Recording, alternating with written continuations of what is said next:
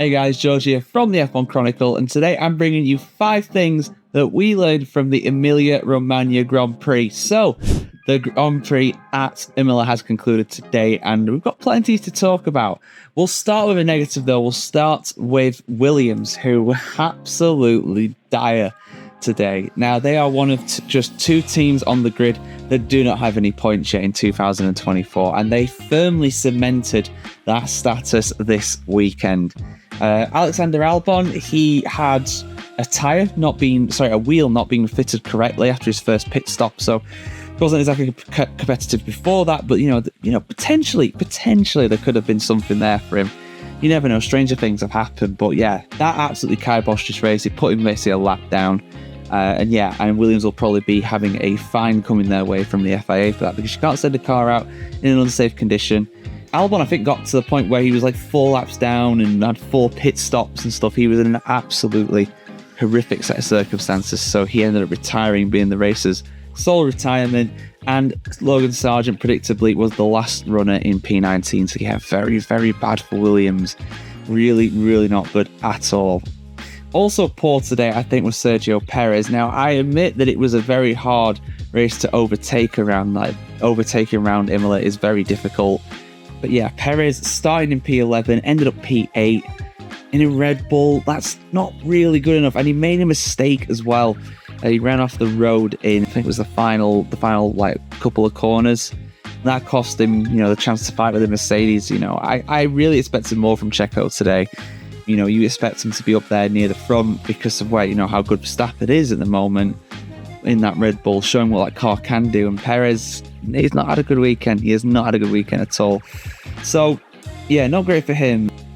Not bad today for Hamilton, really. Sir Lewis Hamilton coming home in P6. He actually made a mistake as well. He ran wide at Aqua Minerale. It's a really, really tricky track, Imola. It's very narrow. It's very undulating, a lot of inclines and declines. It really punishes mistakes. Part of the reason why I think it's a special circuit in F1, which I've also done a video on this channel if you haven't checked out already. But yeah, really punishing mistakes. But Hamilton, fair play to him, got P6. I think today that was the best he really could have hoped for. He was about 12 seconds ahead of his teammate George Russell as well at the finish of the race, despite starting behind him. So yeah, fair play to Sir Lewis. Good day for him. Although, of course, he'll want more. He always wants more than that, and I don't blame him. Also good today were McLaren. P2 and P4 for them today. Excellent result, backing up that win they had in Miami. Lando Norris less than a second behind Max Verstappen. And I think, I really do think that if he was chasing it down at a circuit like Miami, like Monza, or somewhere like that, I think he would have got past. But because Imola is so difficult to overtake around, he just couldn't do it in the end. So I really think that Lando Norris could have done it today. I really do. He kept his tyres so well through the race and charged down Max Verstappen in the closing seconds. Like I said, less than a second by the finish. If the race ran for a couple more laps, if it was 64 or 65 laps instead of 63, I think he could have won. I really do. So very encouraging for McLaren. And Oscar Piastri as well, coming home P4. He was very solid. He looked like he was going to challenge Leclerc in the closing stages. Didn't quite manage it though. Again, struggling on his tyres relative to Norris. But, that's going to come with experience. But he did manage to overtake Carlos Sainz through the pit stop. So again, positives for McLaren. But no positives really for Aston Martin. I mean, they got a couple points for Lance Stroll. He finished in P9. He had a good recovery towards the end.